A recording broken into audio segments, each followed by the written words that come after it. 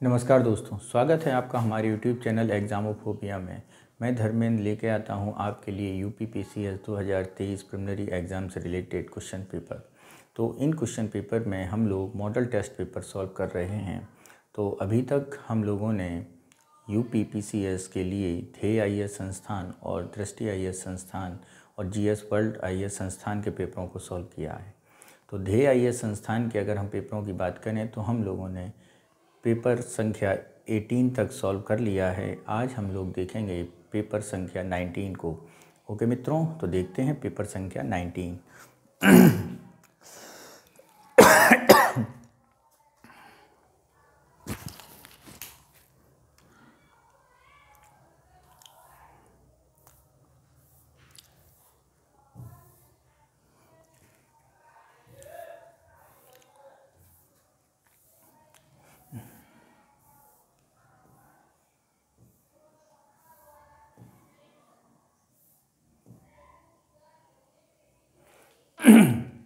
पहला क्वेश्चन क्या है मित्रों?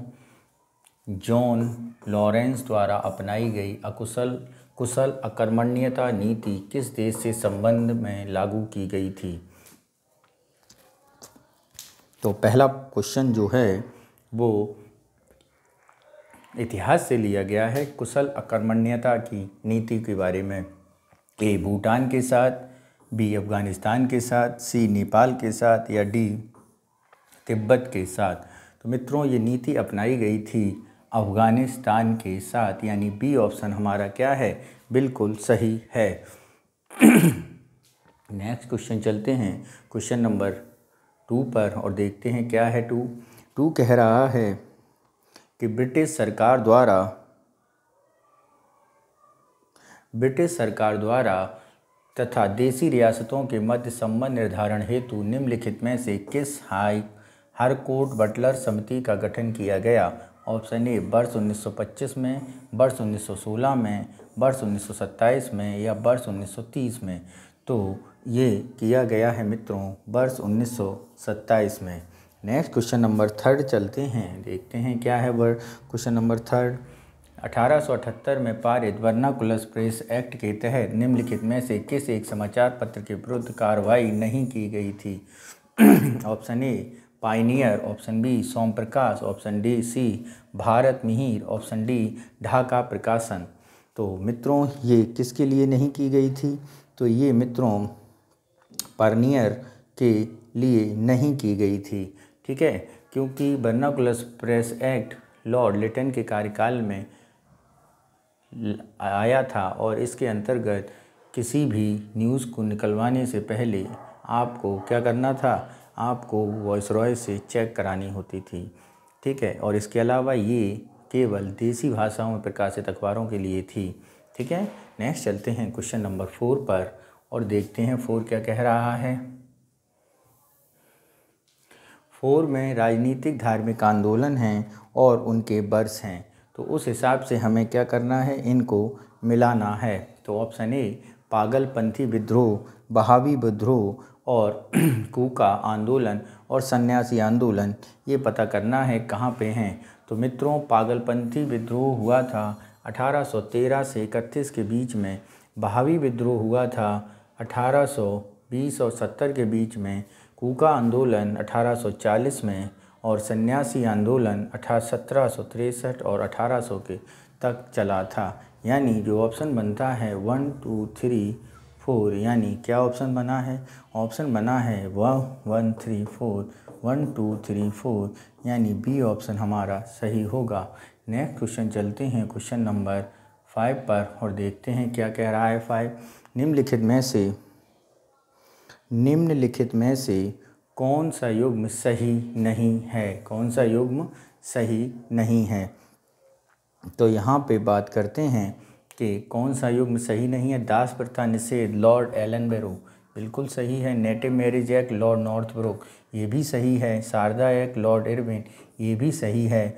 और दूसरा है आपका सम्मति आयु अधिनियम, ये जो एक्ट पास हुआ था ये हुआ था लॉर्ड लैंस डाउन के समय। किसके में? लैंस डाउन के समय, ठीक है।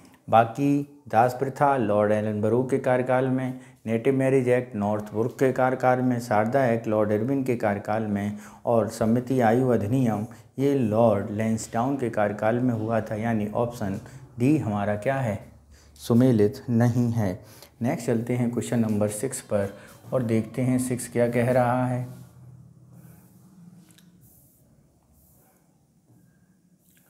वर्ष 1896 में अमेरिका में न्यूयॉर्क में वेदांत सोसाइटी की स्थापना किसके द्वारा की गई थी? लाला हरदयाल, स्वामी विवेकानंद, रामकृष्ण वर्मा या एनी बेसेंट। तो ये अगर हम बात करें किसके द्वारा वेदांत सोसाइटी की स्थापना की गई थी, तो 1896 में स्वामी विवेकानंद के द्वारा की गई थी। नेक्स्ट चलते हैं क्वेश्चन नंबर 7 पर और देखते हैं 7 क्या कह रहा है। 7 कह रहा है कि विचार करिए और बताइए, कालक्रम के अनुसार व्यवस्थित कीजिए। तो देखते हैं क्या क्या घटनाएं हैं और उस हिसाब से इन्हें व्यवस्थित करते हैं। तो सबसे पहली घटना है सेंट्रल लेजिस्लेटिव असेंबली बम कांड। तो ये जो कांड हुआ था ये कब हुआ था बम कांड मित्रों? ये हुआ था 8 अप्रैल 1929 में। कब हुआ था? 1929 में। हिंदुस्तान सोशलिस्ट रिपब्लिक एसोसिएशन, इसके बारे में बात करें तो इसकी स्थापना हुई थी 10 सितंबर 1928 में। कब हुई थी? 10 सितंबर 1928। सैंडर्स की हत्या के बारे में बात करें तो ये हुई थी 17 दिसंबर 1928 में। कब हुई थी? 17 दिसंबर 1928 में।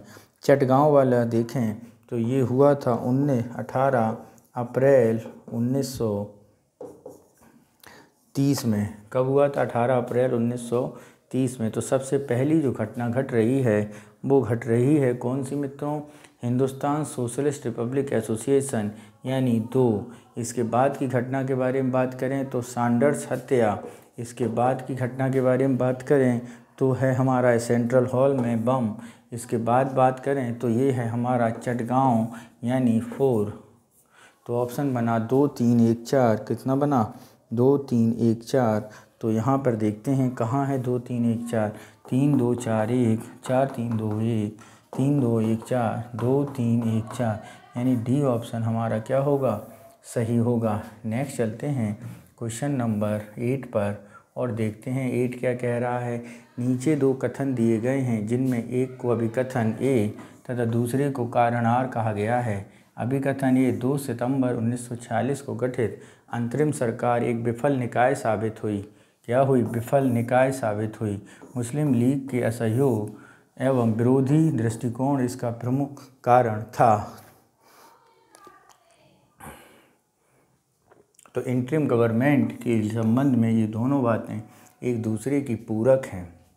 ठीक है, तो जो सही होगा आर ए की व्याख्या भी करता है यानी ए ऑप्शन हमारा क्या होगा? सही होगा। नेक्स्ट चलते हैं क्वेश्चन नंबर 9। निम्न में कौन सा युग्म सही सुमेलित नहीं है? क्या है? सही सुमेलित नहीं है, ये पूछा गया है।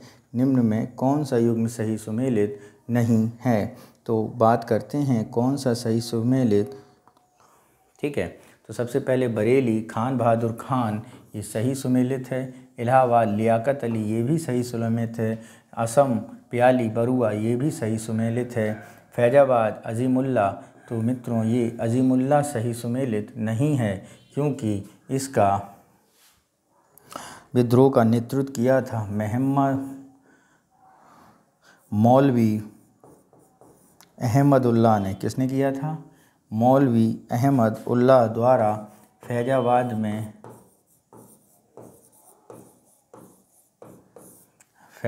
में किया गया था। नेक्स्ट चलते हैं क्वेश्चन नंबर 10 और उसको देखते हैं 10 को।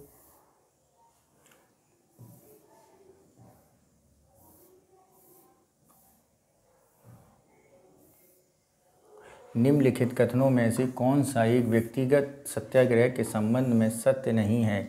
यह अगस्त प्रस्ताव के विरोध के स्वरूप प्रारंभ किया गया था। इस सत्याग्रह के पोषक महात्मा गांधी थे। इसका प्रारंभ साबरमती आश्रम में गुजरात से हुआ था। इसको दिल्ली चलो आंदोलन के नाम से भी जाना जाता है।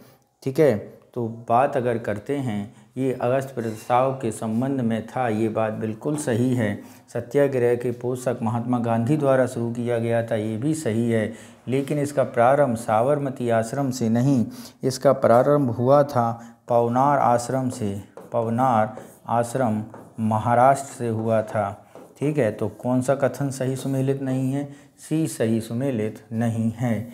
नेक्स्ट चलते हैं क्वेश्चन नंबर 11 पर और देखते हैं निम्नलिखित में कौन सा एक भारत परिषद अधिनियम 1909 की विशेषता नहीं है। ऑप्शन ए, यह सर अरुंडेल समिति की रिपोर्ट के आधार पर पारित किया गया था। केंद्रीय तथा प्रांतीय विधान परिषद के सदस्यों लोकहित के विषयों पर चर्चा करने का अधिकार दिया गया।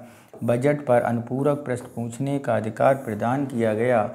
बजट पर मतदान का अधिकार प्रदान किया गया। तो भारत परिषद अधिनियम 1909 की विशेषता नहीं है। इसके बारे में अगर बात करें तो इस पर मतदान और करने का अधिकार किया गया था, ये बात सही नहीं है। ठीक है। भारत विकास परिषद 1892 से देशों को दूर करके 1909 में पारित किया गया और इसमें बजट की विवेचना, लोकहित विषयों पर चर्चा और अनुपूरक प्रश्न की कही गई थी, लेकिन बजट पर मतदान करने का अधिकार नहीं दिया गया था। नेक्स्ट क्वेश्चन चलते हैं, क्वेश्चन नंबर 12। इल्बर्ट बिल विवाद के रूप से विरोध करने के लिए अंग्रेजी यूरोपीय किस एक संगठन की स्थापना की? European association, defence association, British association, anti Albert association. तो ये है यूरोपीय डिफेंस एसोसिएशन की स्थापना की गई थी। नेक्स्ट चलते हैं क्वेश्चन नंबर 13 पर। निम्नलिखित में से कौन सा एक युद्ध सेंट थोमे का युद्ध के नाम से भी जाना जाता है? ऑप्शन ए, अंबूर युद्ध, कर्नाटक का प्रथम युद्ध, बांडीवास युद्ध या इनमें से कोई नहीं। तो सेंट थोमे युद्ध कर्नाटक प्रथम युद्ध था। नेक्स्ट चलते हैं क्वेश्चन नंबर 14 पर और देखते हैं क्वेश्चन नंबर 14। निम्नलिखित में से किस एक को भारतीय संगीत का मूल कहा गया? ऋग्वेद, अथर्ववेद, सामवेद या यजुर्वेद को? तो भारतीय संगीत का जो वेद था वो है आपका मित्रों सामवेद। ठीक है। नेक्स्ट चलते हैं क्वेश्चन नंबर 15 क्या है 15 देखते हैं। निम्नलिखित में से कौन से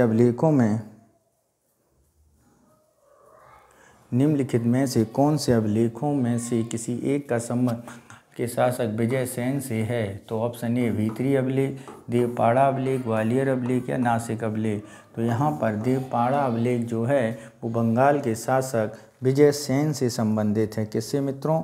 विजय सेन से। यदि अन्य अभिलेखों की बात करें तो भीतरी अभिलेख ये स्कंदगुप्त से संबंधित है। किससे मित्रों? स्कंदगुप्त से। ग्वालियर अभिलेख की अगर हम बात करें तो ये राजा भोज से संबंधित है। किससे? भोज से। और इसके बारे में बात करें तो ये गौतमी बलश्री से संबंधित है। किससे संबंधित है? गौतमी बलश्री से।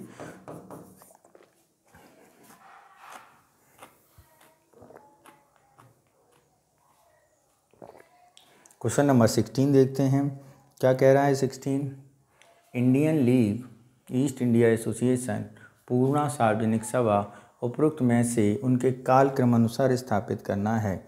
तो मित्रों सबसे पहले देखते हैं इंडियन लीग की स्थापना कब हुई थी। इसकी हुई थी 1875 में। कब हुई थी? 1875। ईस्ट इंडिया एसोसिएशन इसकी स्थापना 1866 में हुई थी। कब हुई थी? 1866 में। पूना सार्वजनिक सभा के बारे में बात करें तो इसकी स्थापना 1867 में हुई थी। बॉम्बे प्रेसिडेंसी एसोसिएशन की स्थापना के बारे में बात करें तो 1885 में हुई थी। तो कालक्रम में देखें तो सबसे पहले 2 आएगा, फिर उसके बाद 3 आएगा, फिर 1 आएगा और फिर 4 आएगा। 2 3 1 4। ऑप्शन देखते हैं 2 1 4 3, 2 2 1 4, 2 3 1 4 यानी सी ऑप्शन हमारा क्या हो जाएगा? सही हो जाएगा। नेक्स्ट चलते हैं क्वेश्चन नंबर 17 पर और देखते हैं क्या कह रहा है। 17 निम्नलिखित में से कौन सा एक जैन धर्म के त्रिरत्नों में सम्मिलित नहीं है। जैन धर्म की है, ये ध्यान रखना। सम्यक श्रद्धा, सम्यक ज्ञान, सम्यक आचरण, सम्यक श्रुति। तो यहाँ पे जैन धर्म के जो त्रिरत्न हैं उसमें अगर हम बात करें कौन सा सम्मिलित नहीं है मित्रों, तो जैन धर्म के त्रिरत्न में सम्यक श्रुति सम्मिलित नहीं है। क्या? सम्यक श्रुति सम्मिलित नहीं है। ठीक है, सम्यक श्रुति। तो त्रिरत्न की अगर हम बात करें तो यही हैं सम्यक श्रद्धा, सम्यक आचरण और सम्यक ज्ञान। नेक्स्ट चलते हैं क्वेश्चन नंबर 18 और देखते हैं 18 में क्या दिया गया है। 18 में मित्रों दिया गया है, निम्नलिखित कथनों पर विचार करें, निम्नलिखित कथनों पर विचार करें और बताएं। चोल सरकार के प्रांत को मंडलम कहा जाता था, ये बात सत्य है। चोल काल के राज्य के उच्च अधिकारियों मंत्रियों को उड्डन कटंटम कहा जाता था, ये भी बात सही है। केवल एक, केवल दो, एक और दो, ना एक ना दो, तो ये दोनों बातें सही हैं। ऑप्शन सी हमारा सही होगा। नेक्स्ट चलते हैं क्वेश्चन नंबर 19। विजयनगर साम्राज्य में आने वाले विभिन्न विदेशी यात्रियों तथा तत्कालीन शासकों में कौन सा सही सुमेलित नहीं है। ऑप्शन ए यात्री, शासक। तो दिखते हैं निकोलो कॉन्टी, देवराय प्रथम, अब्दुल रज्जाक, देवराय द्वितीय, बरबोसा, कृष्ण देवराय, डोमिंगो पायस, अच्युत देवराय। तो यहाँ पे अगर हम बात करें कौन सा सही सुमेलित नहीं है, तो मित्रों यहाँ पर जो सही सुमेलित नहीं है इसके बारे में अभी देखते हैं। कौन सा किसके शासनकाल में आया था, तो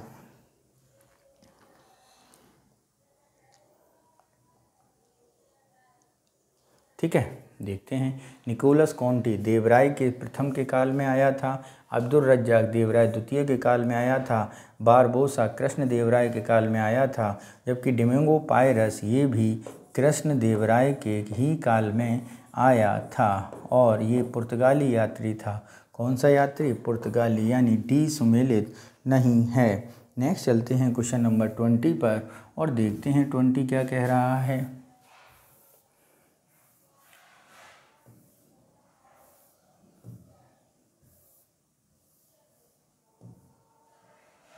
देखते हैं 20 में रचना और न रचनाकार बताए गए हैं। तो यहाँ पे देखते हैं कौन किसकी रचना है। तो बात करते हैं सबसे पहले नाट्यशास्त्र, इसकी रचना भरत मुनि ने की थी। नीतिसार की रचना कामंदक ने की थी। गाथा सप्तशती की रचना हाल द्वारा की गई थी। वासव दत्ता की रचना सुबंधु द्वारा की गई थी। यानी 2, 1, 4 और 3, 2, 1, 4, 3 ऑप्शन ए हमारा सही होगा।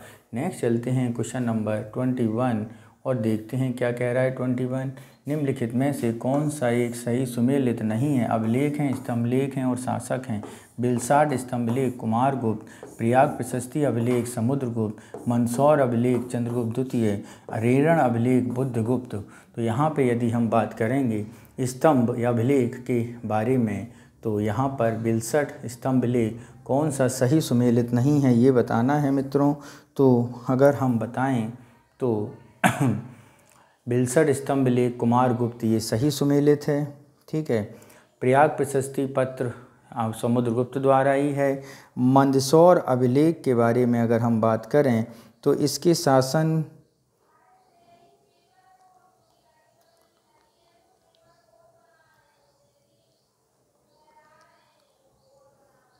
ठीक है, तो इस मंदसौर अभिलेख चंद्रगुप्त द्वितीय के संबंध में नहीं है। ये जो है वो किसके द्वारा बनाया गया है, ये भी मित्रों आपके कुमारगुप्त के द्वारा ही बनाया गया है। किसके द्वारा? कुमारगुप्त के द्वारा। नेक्स्ट चलते हैं क्वेश्चन नंबर 22 देखते हैं हम लोग। 22 क्या कह रहा है। निम्नलिखित में से कारकोट वंश के संबंध में कथनों में से कौन सा कथन असत्य है। यह राजवंश कश्मीर में स्थापित था, सही है। ललितादित्य मुक्तापीठ इस वंश शासक निर्माता था, ये भी बात बिल्कुल सही है, क्योंकि इनके बारे में जानकारी का स्रोत हमारा कल्हट रचित राज तरंगिणी है। क्या है, राज तरंगिणी, यानी ऑप्शन कौन सा सही होगा, ऑप्शन डी हमारा सही होगा, क्योंकि दोनों ही सत्य हैं। नेक्स्ट चलते हैं क्वेश्चन नंबर 23 और उसे देखते हैं। निम्नलिखित शासकों के उनके कालक्रम के अनुसार स्थापित कीजिए। तो जरा कालक्रम के अनुसार स्थापित करते हैं। तो वत्सराज गुर्जर प्रतिहार राजवंश के थे, जिनका कार्यकाल है 708 से 805। ठीक है। जयसिंह सिद्धराज के बारे में बात करें तो 1094 से लेकर ये हैं 1153 तक। ठीक है। नागभट्ट प्रथम के बारे में बात करें जो गुर्जर प्रतिहार राजा हैं 730 से लेकर 756 तक। और कृष्ण तृतीय के बारे में अगर हम बात करें तो 939 ईस्वी से लेकर 967 ईस्वी तक। ठीक है। तो ये सारे के सारे ईस्वी हैं, इतना ध्यान रखना। तो अगर हम बात करते हैं सबसे पहला है, उसके बाद बात करें तो आपका तीसरा है, उसके बाद बात करें सबसे पहले के बारे में बात करते हैं तो सबसे पहले हैं आपके 730। हाँ, तीसरा पहला है, फिर एक है वो 708 हैं। ठीक है। 780 है मित्रों, कितने हैं, 780 हैं, सॉरी, से 805। ठीक है। तीसरा पहला, फिर चौथा, और फिर हैं आपके दूसरे 3 1 2 4। ऑप्शन देते हैं 1 2 3 4, 2 4 1 3, 3 2 1 4, 3 1 4 2, यानी ऑप्शन डी हमारा सही होगा। नेक्स्ट चलते हैं क्वेश्चन नंबर 24 पर और देखते हैं क्या कह रहा है 24। तो यहाँ पे क्या करना है मित्रों, यहाँ पे भी आपको सही सुमेलित ढूंढना है। क्या, सही सुमेलित ढूंढना है मित्रों। तो यहाँ पर जो बात की गई है कौन सी गलत है, 8 डिग्री चैनल। 8 डिग्री चैनल यानी 8 ऊपर और नीचे दोनों तरफ एक सा है, यानी मालदीव और मिनिकॉय सही है। 9 डिग्री चैनल, 9 डिग्री चैनल ऐसा यानी मिनिकॉय का एम और लक्षद्वीप ये सही है। 10 डिग्री चैनल अंडमान और निकोबार ये भी सही है। कोको स्टेट दक्षिणी अंडमान और लघु अंडमान ये सही सुमेलित नहीं है, क्योंकि कोको द्वीप या कोको स्टेट से किसको अलग करता है, ये करता है उत्तरी अंडमान को। किसको अलग करता है कोको मित्रों, उत्तरी अंडमान को अलग है। ठीक है मित्रों, उत्तरी अंडमान। तो कौन सा सही सुमेलित नहीं था, डी हमारा सही सुमेलित नहीं था, यानी ऑप्शन डी हमारा क्या होगा, सही होगा। ठीक है। कौन सा सही होगा, डी हमारा सही होगा। ठीक है। नेक्स्ट चलते हैं क्वेश्चन नंबर 25, देखते हैं क्या कह रहा है 25। उत्तरी सह्याद्री, क्या कह रहा है, उत्तरी सह्याद्री एवं दक्षिणी सह्याद्री की विभाजक रेखा ए 16 डिग्री उत्तरी अक्षांश, 16 डिग्री दक्षिण, 14 डिग्री उत्तरी, 14 डिग्री दक्षिण। तो यह 16 डिग्री उत्तरी अक्षांश है। नेक्स्ट चलते हैं क्वेश्चन नंबर 26 और देखते हैं कोरोमंडल तट से तात्पर्य तमिलनाडु का पूर्वी घाट, गोदावरी और महानदी का पूर्वी तटीय मैदान, उड़ीसा का मैदान, दमन से गोवा के बीच समुद्री तट। तो यहाँ पे बात करते हैं कोरोमंडल तट से तात्पर्य। तो यहाँ पे कोरोमंडल तट है तमिलनाडु का पूर्वी घाट, हमारा कोरोमंडल तट के तौर पे जाना जाता है। ठीक है मित्रों, कोरोमंडल तट कौन सा हमारा, तमिलनाडु का पूर्वी घाट। नेक्स्ट चलते हैं क्वेश्चन नंबर 27 और देखते हैं क्या कह रहा है 27 कह रहा है निम्नलिखित में से कौन सी एक ट्रांस हिमालय नदी हिमालय को काटकर सिपकिला दर्रा से होकर भारत में प्रवेश करती है। तो option A Beas, option B Sutlej, option C Ravi और ऑप्शन डी चिनाब। तो सिपकिला दर्रे से होकर सतलज नदी भारत में प्रवेश करती है। नेक्स्ट चलते हैं क्वेश्चन नंबर 28 और देखते हैं महान हिमालय को, क्या कह रहा है 28, महान हिमालय को हिमाद्री पर्वत श्रेणी कहा जाता है, सही है। कश्मीर घाटी पीर पंजाल एवं हिमाद्री पर्वत श्रेणियों के मध्य स्थित है, ये भी सही है। काराकोरम श्रेणी उच्च एशिया की रीढ़ कही जाती, ये भी सही है। यानी तीनों स्टेटमेंट सही हैं, 1 और 3, 1 और 2, 2 और 3, उपयुक्त सभी। तो डी ऑप्शन हमारा सही होगा। नेक्स्ट चलते हैं क्वेश्चन नंबर 29, देखते हैं 29।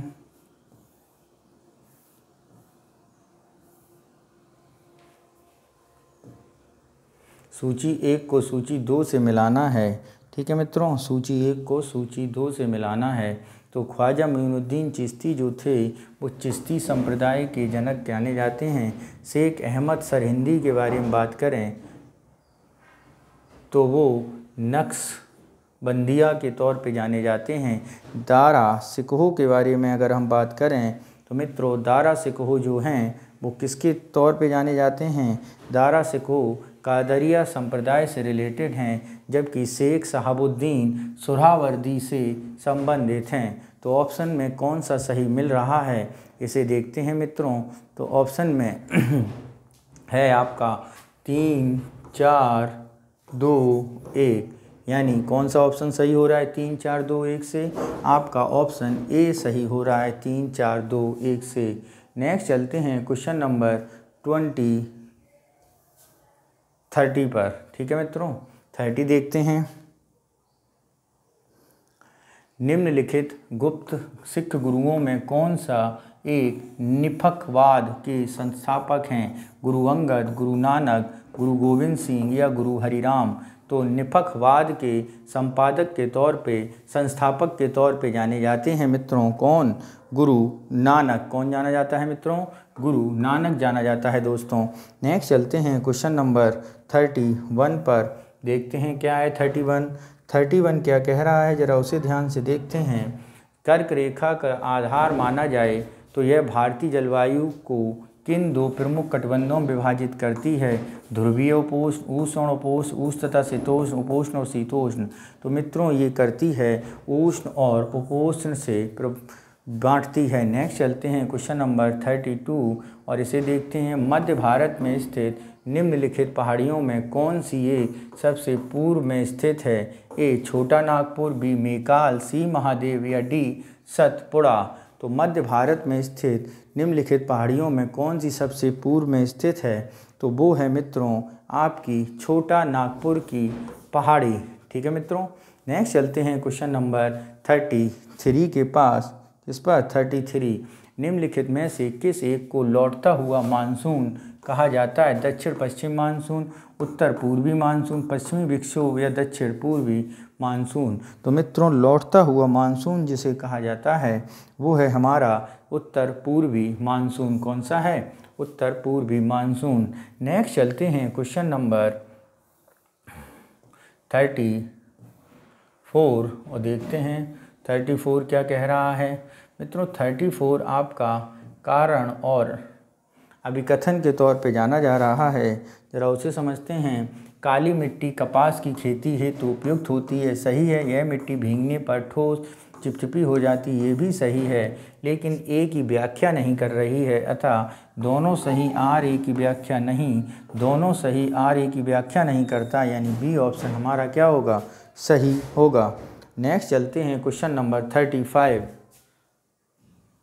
क्वेश्चन नंबर 35 देखा जाता है।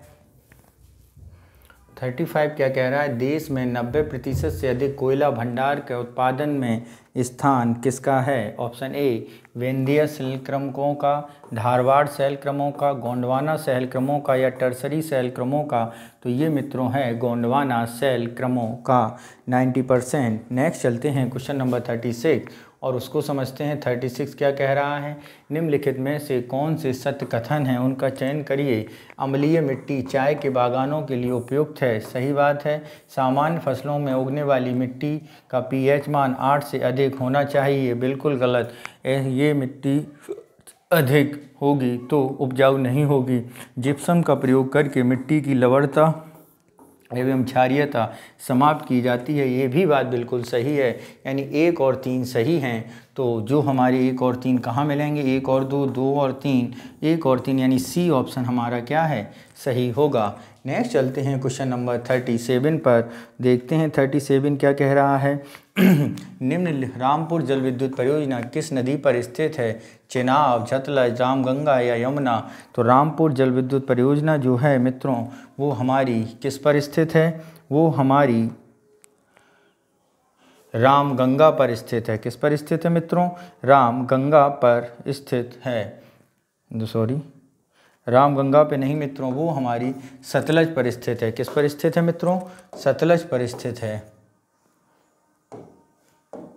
ठीक है, सतलज पर स्थित है। हिमाचल प्रदेश के कुल्लू जिले में। कहाँ पर है ये?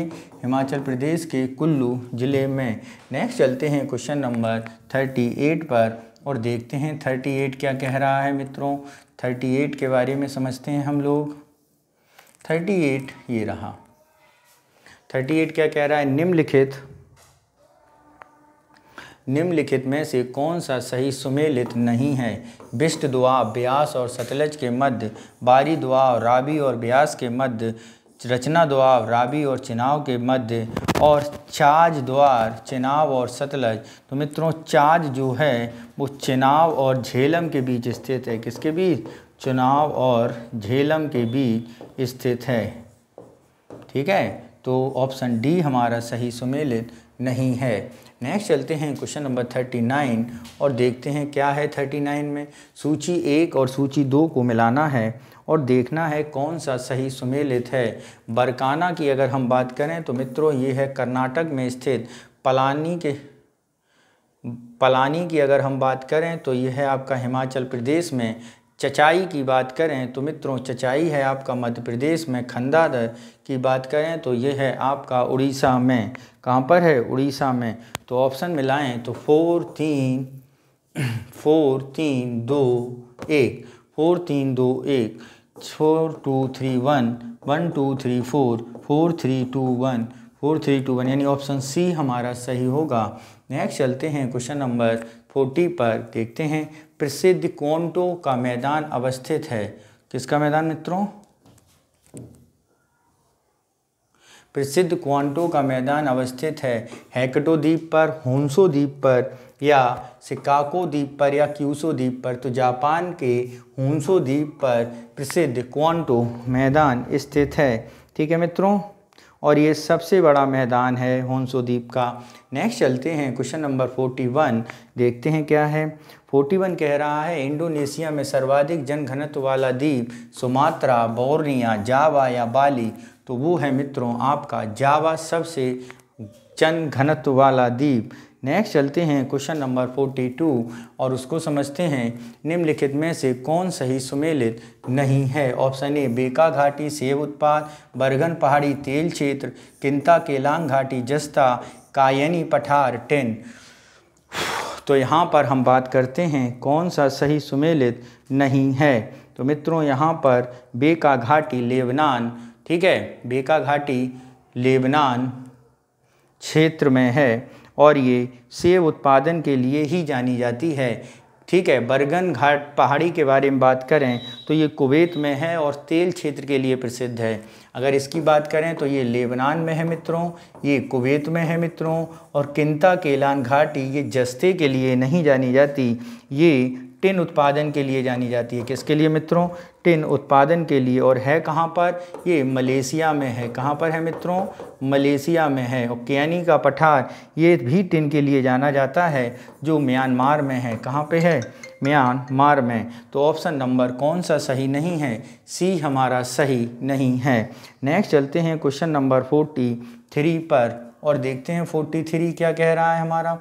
43 कह रहा है सूची 1, सूची 2,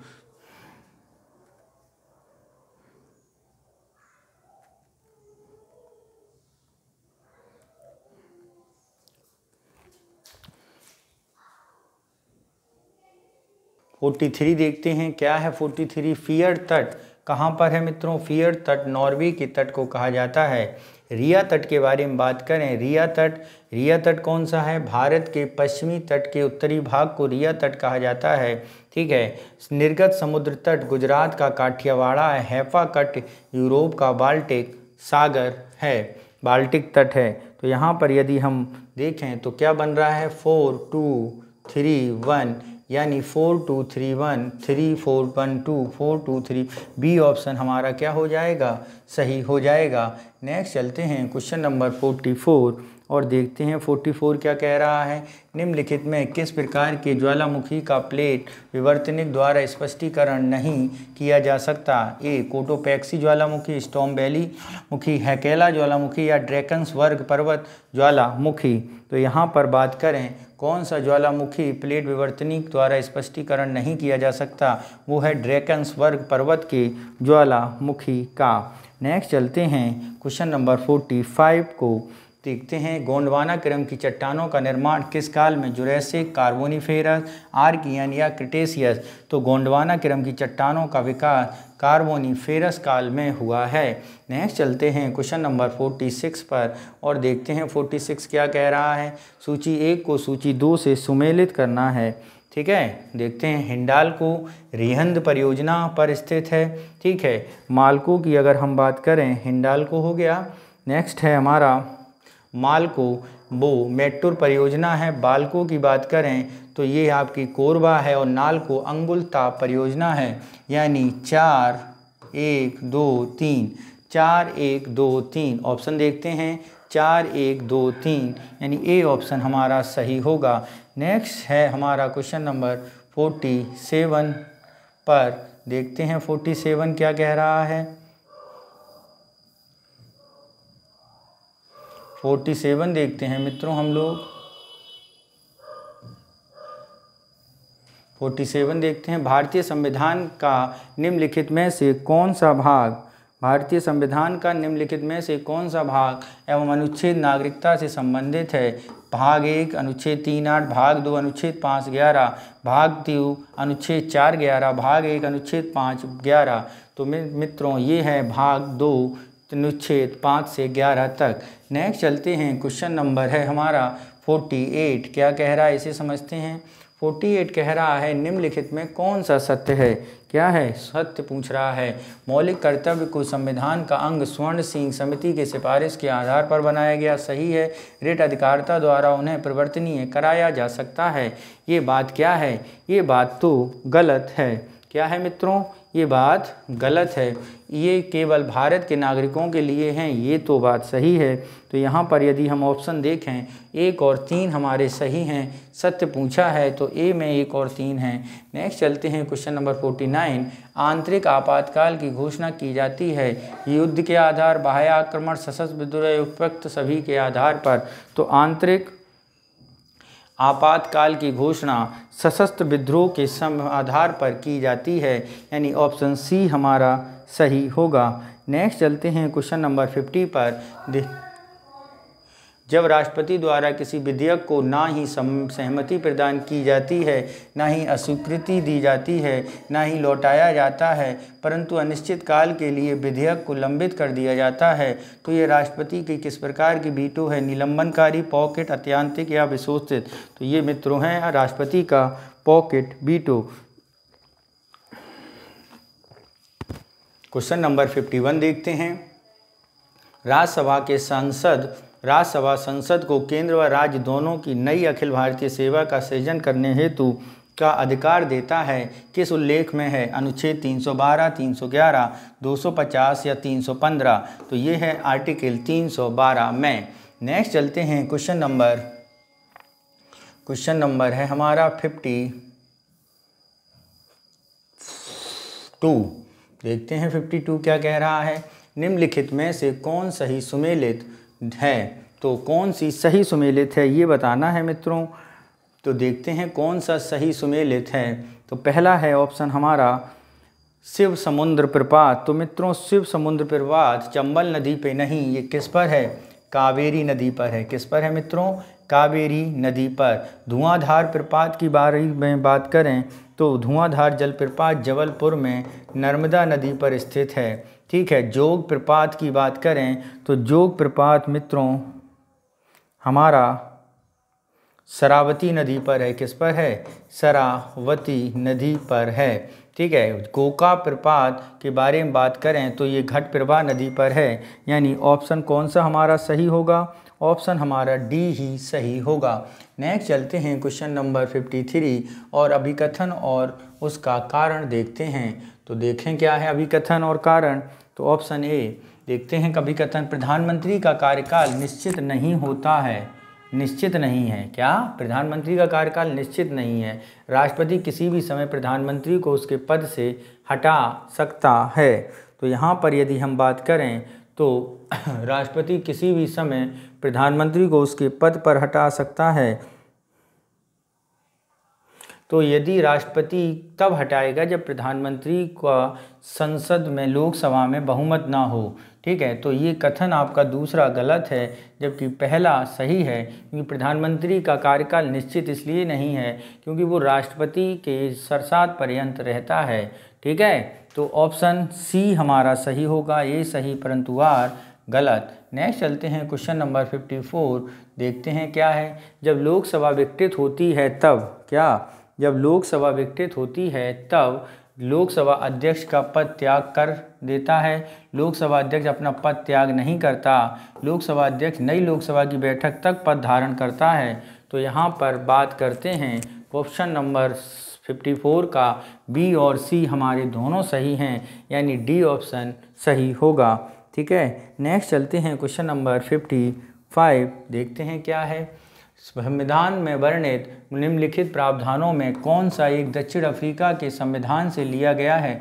राष्ट्रपति का निर्वाचन, विधि से स्थापित संविधान संशोधन प्रक्रिया, राज्यपाल की नियुक्ति। तो संविधान संशोधन की प्रक्रिया हमने किससे ली है? हमने साउथ अफ्रीका से ली है। नेक्स्ट चलते हैं क्वेश्चन नंबर 59 पर और देखते हैं क्या है 56। उपराष्ट्रपति राज्यसभा के कुल सदस्यों के बहुमत को संकल्प पारित करके हटाया जा सकता है। इसके लिए लोकसभा की सहमति आवश्यक नहीं। लोकसभा की सहमति आवश्यक है। लोकसभा के कुल सदस्यों का 2/3 बहुमत आवश्यक है। लोकसभा के सदस्यों को साधारण बहुमत आवश्यक है। तो यहाँ पे यदि हम बात करें तो ऑप्शन नंबर बी हमारा बिल्कुल सही होगा। नेक्स्ट चलते हैं क्वेश्चन नंबर 57, देखते हैं ऐसे विधेयक जो राजस्व और व्यय से संबंधित होते हैं वित्त विधेयक कहलाते हैं। ठीक है। अनुच्छेद 117 में वित्त विधेयकों के संबंध में उपबंध कहा गया है। तो यहाँ पे यदि हम बात करें कौन सा सही होगा, तो मित्रों यहाँ पर जो सही है वो दोनों कथन क्या हैं हमारे? सत्य हैं, यानी ऑप्शन सी हमारा सही होगा। नेक्स्ट क्वेश्चन नंबर 58 देखते हैं। निम्नलिखित में से कौन सा सदाबहार वन का पेड़ है? निम्नलिखित में से कौन सा सदाबहार वन के पेड़ हैं? ऑप्शन पहला पेड़ देखते हैं कौन सा है? रोजवुड, सिनकोना, खजूर और महोगनी। तो यहाँ पर यदि हम बात करें सदाबहार में खजूर नहीं है क्योंकि ये शुष्क क्षेत्रों में पाया जाता है, यानी रोजवुड, सिनकोना, यानी ऑप्शन बी हमारा सही होगा। नेक्स्ट चलते हैं क्वेश्चन नंबर 59, देखते हैं 59 क्या कह रहा है। निम्नलिखित अनुच्छेदों में से किस एक में वर्णित है कि राज्य का मुख्यमंत्री कर्तव्य होगा कि वह मंत्रिपरिषद के शासन से संबंधित मामलों को, निर्णयों को विधान प्रस्तावों में राज्यपाल को सूचित करे? तो यहाँ पे अनुच्छेद 164, 65, 66, 67। तो अनुच्छेद 167 में मुख्यमंत्री के कर्तव्य बताए गए हैं। ठीक है। 164 में बात करें तो मंत्रियों से संबंधित अन्य प्रावधान हैं। 165 में एडवोकेट जनरल है। ठीक है। 166 की बात करें तो राज्य सरकार द्वारा कार्रवाई का संचालन बताया गया है। नेक्स्ट है 60, निम्नलिखित में से किस एक अनुच्छेद के अंतर्गत अल्पसंख्यक वर्गों के हितों के रक्षण तथा सुरक्षा संबंधी अधिकारों का उल्लेख है? 29, 30, 28 और 27।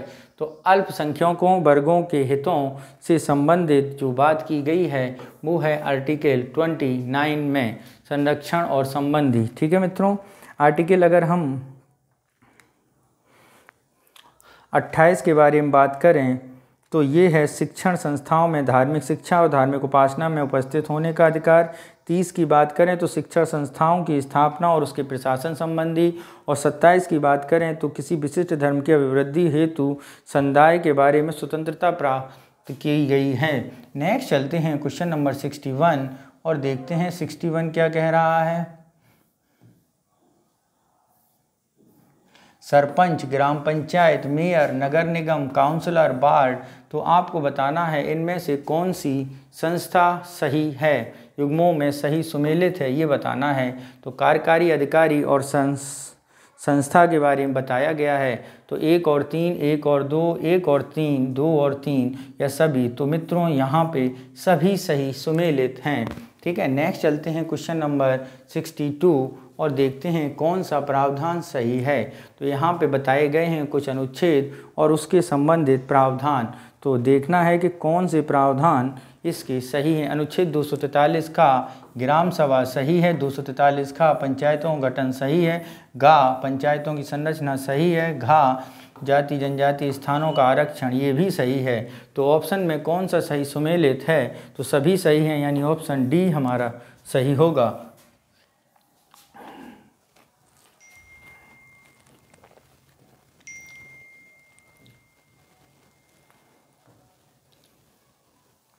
क्वेश्चन नंबर बताते हैं, भारतीय संविधान के अनुसार 368 के संबंध में निम्नलिखित कथनों पर विचार करिए। संविधान संशोधन प्रस्ताव संसद के किसी भी सदन के प्रारंभ किया जा सकता है। राष्ट्रपति को अनुच्छेद 368 के अधीन पारित संविधान संशोधन विधेयक पर अपनी अनुमति देना बाध्यकारी है। दोनों सदनों में गतिरोध की स्थिति में संविधान संशोधन विधेयक पर संयुक्त बैठक का प्रावधान है। तो इसमें बताना है सत्य कथन। मित्रों क्या बताना है, सत्य कथन। तो यदि हम बात करें पहले कथन के बारे में, संविधान संशोधन किसी भी सदन प्रारंभ किया जा सकता है, ये बात सही है। राष्ट्रपति अनुच्छेद 368 के अधीन पारित संविधान संशोधन विधेयक को अनुमति बाध्यकारी है, ये बात भी सही है। दोनों संसदों के अनुरोध पर संविधान संशोधन बैठक का प्रावधान नहीं है, यानी 1 और 2 ही सही हैं, यानी ऑप्शन ए हमारा सही होगा। नेक्स्ट चलते हैं क्वेश्चन नंबर 64। क्या है, राष्ट्रपति किस अनुच्छेद के तहत किसी जाति को अनुसूचित जनजाति की सूची में शामिल कर सकता है? तो आर्टिकल है 340, 341, 342 और 343। तो राष्ट्रपति 342 के अंतर्गत किसी को भी अनुसूचित जनजाति में घोषित कर सकता है। नेक्स्ट चलते हैं क्वेश्चन नंबर 65 पर और देखते हैं क्या कह रहा है 65।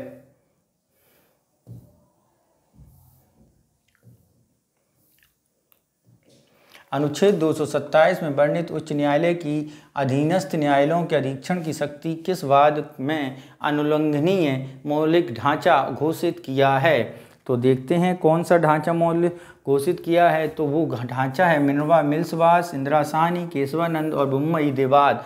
तो ये है मित्रों आपका केशवानंद भारतीवाद। ठीक है मित्रों, कौन सा? केशवानंद भारतीवाद। नेक्स्ट चलते हैं क्वेश्चन नंबर 66। भारतीय संविधान में ऐसे विषय जो समवर्ती या राज्य सूची में प्रमाणित नहीं हैं पर विधि बनाने की शक्ति प्रदान की गई है। राष्ट्रपति को, राज्य विधानसभा को, संसद एवं राज्य विधानसभा दोनों को। तो ये शक्ति प्रदान की गई है मित्रों किसे? संसद को। किसे की गई है? संसद को। नेक्स्ट चलते हैं क्वेश्चन नंबर 67। देखते हैं 67 क्या कह रहा है। 67 कह रहा है, अनुच्छेद 169 के अनुसार संसद विधि द्वारा किसी राज्य की विधान परिषद का सृजन उत्साह हेतु उपबंध कर सकती है यदि उस राज्य की विधानसभा साधारण बहुमत से ऐसा संकल्प करे, उपस्थित बहुत वाले सदस्यों के 2/3 बहुमत से करे, कुल संख्या के बहुमत में उपस्थित तथा मत देने वाले सदस्य संख्याओं की 2/3 बहुमत में ऐसा संकल्प पारित करे, यानी सी ऑप्शन हमारा सही होगा। नेक्स्ट चलते हैं क्वेश्चन नंबर 68 और देखते हैं क्या कह रहा है 68। तो मित्रों 68 में कुछ घाटियां हैं और उनकी अवस्थिति के बारे में बताया गया है। देखते हैं प्लीजेंट घाटी कहाँ पर है? ये आपकी अमेरिका में है। एम्ब्रो घाटी स्पेन में है। ब्लैकवुड आपकी कहाँ पर है? ब्लैकवुड घाटी ऑस्ट्रेलिया में और लोअर घाटी फ्रांस में है। ठीक है मित्रों, तो ऑप्शन मिलाएं तो होगा 3, 1, 2, 4, यानी ऑप्शन ए हमारा क्या होगा? बिल्कुल सही होगा। नेक्स्ट चलते हैं क्वेश्चन नंबर 69 पर और देखते हैं 69 क्या कह रहा है। आकार की दृष्टि से पृथ्वी का सबसे बड़ा सक्रिय ज्वालामुखी केलायू, ओजोस डेल सलाडो, मानो लोआ या 69 देखते हैं 69 क्या कह रहा है। आकार की दृष्टि से पृथ्वी पर सबसे बड़ा सक्रिय ज्वालामुखी किलायू, ओजोस्टेल, सलाडो, मोना लाऊ या माउंट एटना। तो मित्रों कौन सा है ज्वालामुखी जो सक्रिय ज्वालामुखी के तौर पे जाना जाता है, तो वो है मोना लोआ ज्वालामुखी, सबसे बड़ा। नेक्स्ट चलते हैं क्वेश्चन नंबर 70 पर, देखते हैं क्या कह रहा है 70। निम्नलिखित में से कौन सा एक युग्म सही नहीं है? सेशेल्स विक्टोरिया सही है, बोत्सवाना गैबोरोन सही है, होंडुरास पोर्ट मोरेस्बी और युगांडा कंपाला। तो होंडुरास पोर्ट मोरेस्बी सही नहीं है, क्योंकि होंडुरास की राजधानी तेगुसिगल्पा है। क्या है? तेगुसिगल्पा।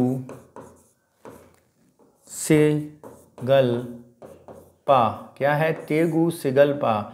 नेक्स्ट चलते हैं क्वेश्चन नंबर 71, देखते हैं 71 क्या कह रहा है। 71 निम्नलिखित में से कौन सा देश काला सागर के किनारे अवस्थित नहीं है? Option A Ukraine, Georgia, Romania या अजरबैजान। तो कौन सा देश नहीं है? तो वो है मित्रों अजरबैजान नहीं है। नेक्स्ट चलते हैं क्वेश्चन नंबर 72, संसद केंद्र शासित प्रदेशों के लिए निम्नलिखित में से कौन से विषय पर कानून बना सकती है? केवल संघ सूची, केवल राज्य सूची, केवल समवर्ती सूची, संघ एवं राज्य और समवर्ती सूची, तीनों के लिए। तो यहाँ पे कौन सा सही होगा? केंद्र शासित प्रदेश तीनों विषयों पर कानून बना सकती है। ठीक है, नेक्स्ट चलते हैं क्वेश्चन नंबर 73 और देखते हैं अभिकथन और स्टेटमेंट में क्या है। क्वेश्चन नंबर 73, उत्तरी अटलांटिक प्रवाह पश्चिमी यूरोपीय भागों में वर्षा कराती है। सही है। गर्म धाराएं अपने साथ आने वाली आर्द्र समाहित करके वर्षा कराती हैं। दोनों सही हैं, यानी ए आर दोनों सही हैं। आर ए की व्याख्या करता है। नेक्स्ट चलते हैं क्वेश्चन नंबर 74 पर और देखते हैं क्या कह रहा है 74। निम्नांकित में से कौन सी पवन पश्चिमी यूरोपीय तुल्य जलवायु के विकास का कारण है? ऑप्शन ए क्या है? व्यापारिक पवन, पछुआ पवन, ध्रुवीय पवन या स्थानीय पवन। तो यहाँ पे यदि हम बात करें तो वो है हमारी पछुआ पवन। ऑप्शन बी हमारा सही है। नेक्स्ट चलते हैं क्वेश्चन नंबर 75, वायु राशियों की उत्पत्ति की निम्नलिखित में से कौन सी दशा अनुकूल होती है? कौन सी दशा अनुकूल होती है? नेक्स्ट चलते हैं क्वेश्चन नंबर 75 में क्या है। तो ऑप्शन देखते हैं। पहला, विस्तृत एवं असमान स्वभाव वाले क्षेत्र का होना चाहिए। ठीक है। दूसरा, वायुमंडलीय दशाएं लंबे समय तक स्थिर रहनी चाहिए। ए और बी दोनों, इनमें से कोई नहीं। तो वायु राशियों के लिए लंबे समय तक स्थिर रहनी चाहिए। नेक्स्ट चलते हैं क्वेश्चन नंबर 76 पर और देखते हैं क्या है। विश्व बैंक ने निम्नलिखित में से किस एक सहयोगी देश संस्था के उद्देश्य से विकासोन्मुख देशों के लिए एक सरल सस्ते दीर्घकालिक ऋणों की व्यवस्था की है? तो यहाँ पे यदि हम बात करें वो है अंतर्राष्ट्रीय विकास संघ, वित्त निगम, लघु या ICSID। तो वो है अंतर्राष्ट्रीय विकास संघ। नेक्स्ट चलते हैं क्वेश्चन नंबर 77, निम्नलिखित में से कौन सा भुगतान संतुलन प्रतिकूलता सुधार हेतु सहायक है? आयात प्रतिस्थापन की नीति लागू करना, अदृश्य मदों से आय को बढ़ाना, रुपए को पूर्ण परिवर्तनशील करना, नीचे दिए गए कूट की सहायता से सही उत्तर का चयन करें। तो यहाँ पे यदि हम सही उत्तर का चयन करेंगे तो देखते हैं क्या है। तो मित्रों ये सारे के सारे क्या हैं? बिल्कुल सही हैं, यानी ऑप्शन कौन सा सही होगा? ऑप्शन डी हमारा सही होगा। नेक्स्ट चलते हैं क्वेश्चन नंबर 78 पर और देखते हैं 78 क्या कह रहा है। निम्नलिखित में से कौन सा अदृश्य व्यापार की मदों के अंतर्गत सम्मिलित किया जाता है? कौन सा अदृश्य व्यापार की मदों के अंतर्गत सम्मिलित किया जाता है? ऑप्शन ए वस्तुओं के परिवहन लागत, प्रवासियों के द्वारा प्रेषित राशि, बीमा प्रीमियम भुगतान या उपयुक्त सभी। तो ये सभी सही है। नेक्स्ट चलते हैं क्वेश्चन नंबर 79 पर और देखते हैं क्या कह रहा है 79। निम्नलिखित में से किस वर्ष नाबार्ड के तहत एक नई ग्रामीण आधारित संरचनात्मक विकास निधि की स्थापना की गई थी? ठीक है, किस में की गई थी? ऑप्शन देखते हैं। अप्रैल 1995 में, जून 2001 में, मई 1991 में, अप्रैल 2000 में। तो ये की गई थी अप्रैल, किस में की गई थी मित्रों? अप्रैल 1995 में। नेक्स्ट चलते हैं क्वेश्चन नंबर 80 पर, देखते हैं निम्नलिखित कथनों पर विचार करें। अंतर्राष्ट्रीय व्यापार में प्रयुक्त मुद्राओं की तुलना में देश की मुद्रा मूल्य घट जाना मुद्रा अवमूल्यन कहलाता है। देश में आयातों एवं निर्यातों को बढ़ना अब मुद्रा अवमूल्यन का प्रमुख परिणाम है। सत्य कथन बताइए। ऑप्शन ए केवल 1, ऑप्शन बी केवल 2, सी 1 और 2 दोनों, डी न 1 न 2। तो मित्रों ये है आपका कौन सा सही होगा? तो यहाँ पे केवल एक कथन ही हमारा सही है, यानी ये वाला कथन सही है। और देश में आयातों निर्यात को बढ़ाना अवमूल्यन का परिणाम है। अवमूल्यन से आयात नहीं बढ़ता, निर्यात बढ़ता है। ठीक है, तो केवल एक सही है हमारा ए। नेक्स्ट चलते हैं क्वेश्चन नंबर 81 पर, देखते हैं 81। अभीष्ट राष्ट्रीय निर्धारित अंशदान पद संबंधित है विश्व बैंक से, के मुद्रा कोष से, एशियाई विकास बैंक से, जलवायु परिवर्तन और देशों की द्वारा बनाई गई कार्य योजनाओं से। तो ये है जलवायु परिवर्तन पर विश्व के देशों द्वारा बनाई गई कार्य योजनाओं से। Question number 82। Reserve bank of India को बैंकों का बैंक कहा जाता है क्योंकि यह सभी वाणिज्यिक बैंकों को मौद्रिक विषय में परामर्श देता है। सही, आवश्यकता समय पर कर्ज प्रदान करता है, ये भी सही है। बैंकों में अतिरिक्त पूंजी अपने पास जमा रखता है, सही है। उपयुक्त सभी कारणों से, तो ये सब सही हैं। नेक्स्ट चलते हैं क्वेश्चन नंबर 83 पर, देखते हैं निम्नलिखित में से किस एक का परिणाम तरलता तथा उपभोग की वृद्धि के रूप में होगा जो मुद्रास्फीति की वृद्धि में सहायक होगा? बैंक दर, रेपो दर, ब्याज दर या रिवर्स रेपो रेट की वृद्धि। तो क्वेश्चन नंबर 83 में देखें हम क्या है क्वेश्चन? परिणाम तरलता तथा उपभोग की वृद्धि में होगा जो मुद्रास्फीति वृद्धि में सहायक है, तो ब्याज दर को कम करना ही ये करेगा। नेक्स्ट चलते हैं क्वेश्चन नंबर 84 पर और देखते हैं 84 क्या कह रहा है।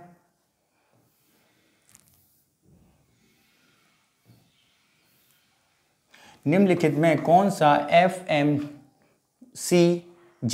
कंज्यूमर गुड्स में सम्मिलित है? दूध, पनीर, शैम्पू, साबुन, कार एवं मोटर, बिस्कुट एवं ब्रेड। कौन सा कूट? सही उत्तर का चयन करें।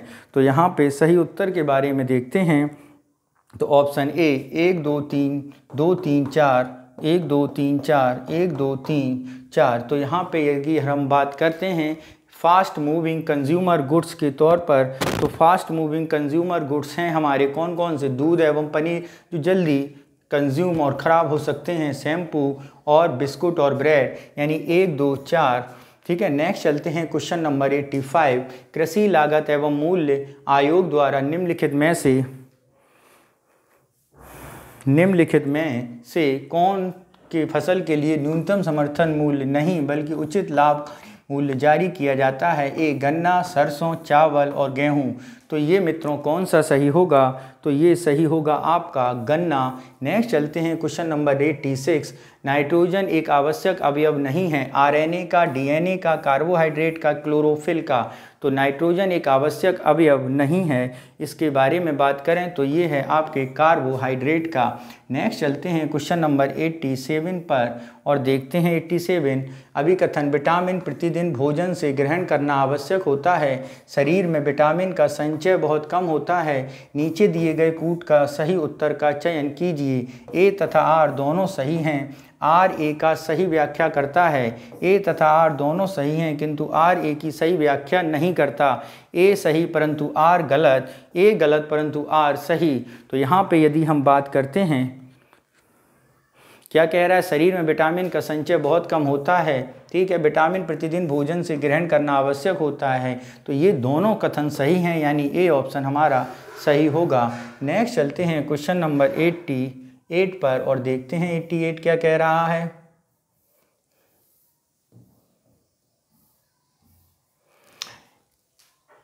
किलोसिस रोग किस एक की कमी से होता है? थायमीन, नियासिन, राइबोफ्लेविन या एस्कॉर्बिक अम्ल, तो ये होता है राइबोफ्लेविन की कमी से। नेक्स्ट क्वेश्चन है क्वेश्चन नंबर 89, क्या है हमारा, निम्नलिखित में से कांच का कौन सा प्रकार परावैंगनी किरणों को अवशोषित कर लेता है? क्रुक्स कांच, फ्लिंट कांच, पायरेक्स कांच या सोडा कांच? तो यहाँ पर यदि हम बात करें परावैंगनी किरणों को अवशोषित करने वाला कांच है हमारा क्रुक्स कांच। नेक्स्ट चलते हैं क्वेश्चन नंबर 90, देखते हैं क्या कह रहा है 90, निम्नलिखित में से कौन सा एक युग्म सही सुमेलित नहीं है? क्या सही सुमेलित नहीं है? तो देखते हैं कौन सा सही सुमेलित नहीं है। पहला है आपका डाई इथाइल ईथर निश्चेतक के रूप में प्रयोग होता है। रेयॉन रूपांतरित स्टार्च, ठीक है। नियाप्रिन संश्लिष्ट रबड़ सही है। पीवीसी थर्मोप्लास्टिक सही है। तो सही सुमेलित मित्रों नहीं है रेयॉन। रेयॉन क्या है मित्रों? रेयॉन एक सेल्यूलोज का बना कृत्रिम रेशा है। क्या है? सेल्यूलोज। रूपांतरित स्टार्च नहीं है, यानी बी हमारा सही होगा। नेक्स्ट चलते हैं क्वेश्चन नंबर 91, निम्नलिखित में से किसमें खुला परिसंचरण तंत्र पाया जाता है? ए तिलचट्टा, बी मकड़ी, सी कीट या डी उपरोक्त सभी में? तो यहाँ पर यदि हम बात करें तो ये पाया जाता है मित्रों सभी में खुला परिसंचरण तंत्र पाया जाता है। नेक्स्ट चलते हैं क्वेश्चन नंबर 92 और देखते हैं क्या कह रहा है 92 कह रहा है निम्नलिखित में से कौन सा डाल्टोनिज्म रोग से संबंधित सत्य है? क्या है? डाल्टोनिज्म रोग से संबंधित सत्य है। यह एक लिंग संबंधी रोग है। सही है। इस रोग से पीड़ित व्यक्ति लाल एवं हरे रंग का भेद नहीं कर पाते। ये भी बात सही है। तो यहाँ पे ऑप्शन कौन सा सही होगा? सी सही होगा दोनों में। ठीक है। नेक्स्ट चलते हैं क्वेश्चन नंबर 93, रुधिर की आसानी से थक्का बन जाने का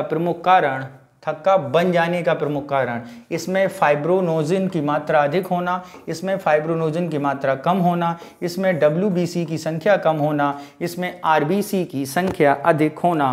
तो इसमें क्या होता है? फाइब्रोनोजिन की मात्रा अधिक होने के कारण थक्का जल्दी बनता है मित्रों। नेक्स्ट चलते हैं क्वेश्चन नंबर 94 और देखते हैं 94 क्या कह रहा है।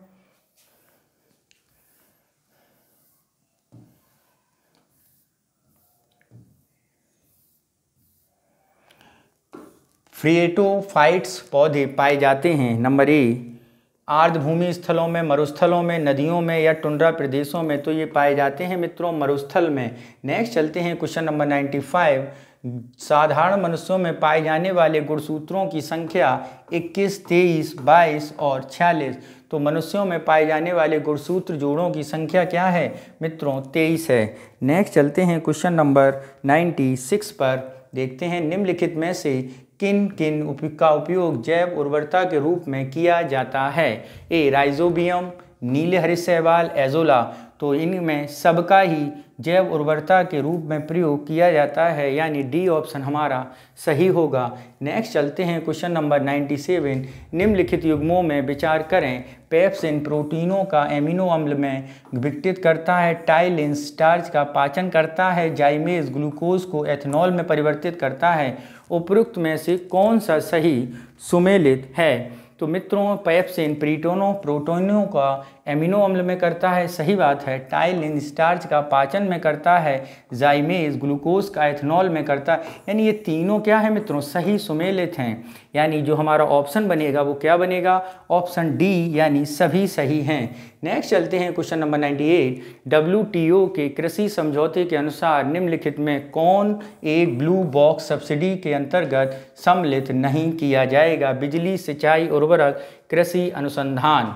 क्या है? बिजली, सिंचाई, उर्वरक, कृषि अनुसंधान के बारे में। तो यहाँ पे यदि हम बात करें क्वेश्चन नंबर में कौन सा ब्लू बॉक्स सब्सिडी के अंतर्गत सम्मिलित नहीं है, तो कृषि अनुसंधान ब्लू बॉक्स सब्सिडी के अंतर्गत सम्मिलित नहीं है। ठीक है। ये जो सब्सिडी होती है, ऐसी सब्सिडी ग्रीन बॉक्स के अंतर्गत कहलाती है। ठीक है मित्रों, कौन सी? Green box. नेक्स्ट चलते हैं क्वेश्चन नंबर 99 पर, यानी 199 पर। देखते हैं मित्रों क्या है 99, निम्नलिखित में से कौन सही सुमेलित है ये बताना है। तो देखते हैं क्या है सही सुमेलित। राष्ट्रीय कृषि वानिकी झांसी में है, सही है। केंद्रीय मरुस्थल अनुसंधान जोधपुर में है। केंद्रीय बागवानी अनुसंधान मैसिफाउ लैंड में है। तो ऑप्शन में सारे सही हैं, यानी ऑप्शन डी हमारा सही होगा। नेक्स्ट चलते हैं question number 100। Professor M S. Swaminathan के संदर्भ में निम्नलिखित कथनों में का कौन सा कथन असत्य है? देखते हैं। इन्हें भारत के हरित क्रांति का जनक कहा जाता है, सही है। इन्हें 1987 में प्रथम खाद्य पुरस्कार दिया गया, ये भी सही है। संयुक्त राष्ट्र खाद्य कार्यक्रम द्वारा इन्हें आर्थिक पारिस्थितिकी का पिता कहा जाता है। 2A हंगर फ्री वर्ल्ड इनकी कृति है। तो ऑप्शन सी क्या है, यहाँ पे गलत दिया गया है, वही हमारा सही होगा। ठीक है, आर्थिक पारिस्थितिकी का पिता के तौर पर किन्हें जाना जाता है यदि हम बात करें तो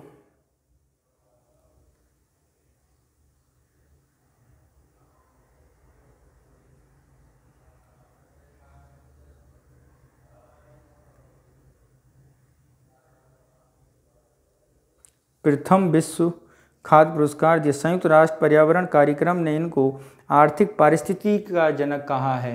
आर्थिक पारिस्थितिकी संयुक्त राष्ट्र खाद्य कार्यक्रम, तो किसने कहा है मित्रों?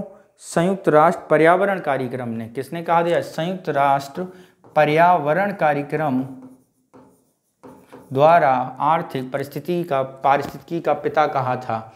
ठीक है, नेक्स्ट चलते हैं क्वेश्चन नंबर 101 और इसको मिलान करते हैं कौन सा सही होगा। 101 में देखते हैं, डाईबैक अंगूर पादप में, हैन एंड चिकन अंगूर में। ठीक है, बिंची टॉप रोग कहाँ पे होता है? बिंची टॉप रोग ये केले में होता है और ब्लैक टिप आम में होता है। तो ऑप्शन बनता है 4 3 2 1 4 3 1। देखते हैं ऑप्शन 1 3 3 1 2 4 4 3 2, सी ऑप्शन हमारा सही होगा। नेक्स्ट चलते हैं क्वेश्चन नंबर 102। निम्नलिखित कथनों में कौन सा असत्य है? अधिकांश पौधे नाइट्रोजन को मृदा से नाइट्रेट में रूप में ग्रहण करते हैं। जैव उर्वरक विनाइट्रीकरण को प्रोत्साहित करते हैं। कूट बताइए कौन सा सही है? ठीक है, असत्य है। कौन सा असत्य बताना है मित्रों? तो यहाँ पर यदि हम बात करें तो जैव उर्वरक विनाइट्रीकरण को प्रोत्साहित करते हैं, यही क्या है हमारा? असत्य है। क्या है मित्रों? असत्य है, क्योंकि जैव उर्वरक विनाइट्रीकरण को प्रोत्साहित नहीं, विनाइट्रीकरण को क्या कर देते हैं? नाइट्रेट में परिवर्तित करण नाइट्रीकरण को बढ़ा देते हैं। ठीक है, यानी ऑप्शन बी हमारा केवल 2 ही असत्य है, जबकि पहला हमारा सत्य है। नेक्स्ट चलते हैं क्वेश्चन नंबर 103 पर। देखते हैं 103 क्या कह रहा है। शीर्षक, मुद्रास्फीति के मापन किस आधार पर किया जाता है? थोक मूल्य सूचकांक, शहरी उपभोक्ता मूल्य सूचकांक, सामूहिक उपभोक्ता मूल्य सूचकांक, औद्योगिक श्रमिक उपभोक्ता मूल्य सूचकांक। तो यहाँ पर यदि हम बात करें तो यहाँ पर क्या है? यहाँ पर जो होगा वो है आपका सामूहिक उपभोक्ता सूचकांक। नेक्स्ट मित्रों कौन सा क्वेश्चन है? 104। निम्नलिखित में से कौन सा एक उत्तर प्रदेश की ताप विद्युत संयंत्र नहीं है? ओबोरा, नरोरा, सिंगरौली या टांडा।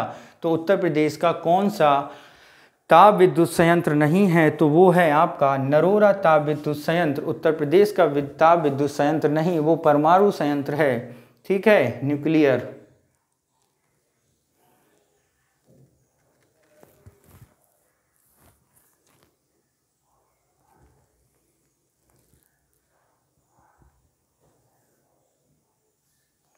नेक्स्ट चलते हैं क्वेश्चन नंबर 105। बेतवा नहर निम्नलिखित में से कौन सा जिला लाभान्वित नहीं होता है?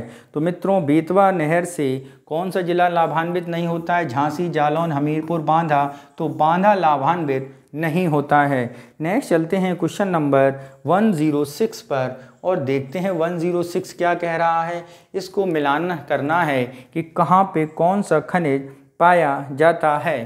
देखते हैं, पाइट्स ये सोनभद्र में पाए जाते हैं, तांबा ललितपुर में, सैंडस्टोन की बात करें तो सैंडस्टोन मिर्ज़ापुर में, हीरा बांदा में। तो ऑप्शन बना 2 1 4 3 2 1 4 3 4 3 2 1 2 1 4 3, यानी ऑप्शन बी हमारा सही होगा। नेक्स्ट चलते हैं क्वेश्चन नंबर 107 पर और देखते हैं 107। निम्नलिखित में से कौन सा राष्ट्रीय औद्योगिक विकास निगम के संदर्भ में सही है? इसकी स्थापना 1961 में की गई थी, सही है। यह कानपुर में स्थापित किया गया, ये भी सही है। यानी ऑप्शन में कौन सा सी हमारे सही होंगे। नेक्स्ट चलते हैं क्वेश्चन नंबर 108 और देखते हैं 108 क्या कह रहे हैं। किसी माध्यम में प्रकाश का वेग निर्भर करता है घनत्व पर, ताप पर, दाब पर या इनमें से कोई नहीं। तो प्रकाश का वेग किस पर निर्भर करता है मित्रों? प्रकाश का वेग घनत्व पर निर्भर करता है। नेक्स्ट चलते हैं क्वेश्चन नंबर 108 देखते हैं। 108 रह गया था मित्रों, जरा देख लेते हैं। 108 कह रहा है कर्मा निम्नलिखित में किस जनजाति का नृत्य है? बी खरवार जनजाति का। नेक्स्ट चलते हैं क्वेश्चन नंबर 110 कहते हैं 110 क्या कह रहा है? 110 क्या कह रहा है इसे देखते हैं। 110 देखते हैं मित्रों हम लोग, निम्नलिखित में से कौन सा सही सुमेलित नहीं है? एक तरफ भौतिक राशि हैं और एक तरफ भौतिक क्या हैं? मात्रक दिए गए हैं। तो भौतिक राशि और भौतिक मात्रक को देखते हैं, कौन सा मात्रक सही सुमेलित नहीं है। विद्युत आवेश कूलम्ब सही है, विभवांतर वोल्ट सही है, विद्युत धारिता फैराडे ठीक है, विद्युत विभव। अगर विद्युत विभव की बारे में बात करें तो मित्रों विद्युत विभव का मात्रक क्या होता है? इसका मात्रक वोल्ट होता है। क्या होता है? वोल्ट होता है। ठीक है, तो ऑप्शन कौन सा सही सुमेलित नहीं है? डी हमारा सही सुमेलित नहीं है। क्वेश्चन नंबर 111 फोटोक्रोमिक कांच तीव्र प्रकाश में काला हो जाता है क्यों हो जाता है काला? इसमें क्यूप्रस ऑक्साइड उपस्थित होता है, फेरस ऑक्साइड उपस्थित होता है, इसमें फेरिक ऑक्साइड उपस्थित होता है, इसमें सिल्वर क्लोराइड उपस्थित होता है। तो यानी ऑप्शन डी इसमें सिल्वर क्लोराइड उपस्थित होता है, इसलिए ये काला हो जाता है। नेक्स्ट चलते हैं क्वेश्चन नंबर 112 और देखते हैं क्या कह रहा है। 112 कारण है और अभिकथन है, समझते हैं इसे। अब पारे का साधारणतया तापमापी यंत्रों के व्यापक रूप से प्रयोग किया जाता है, सही है। पारे का उसमें प्रसार दर उच्च होती है, इसी कारण ये किया जाता है, यानी ए आर दोनों सही हैं। आर ए की व्याख्या भी कर रहा है। नेक्स्ट चलते हैं क्वेश्चन नंबर 113 पर देखते हैं। 113 क्या कह रहा है? 113 मित्रों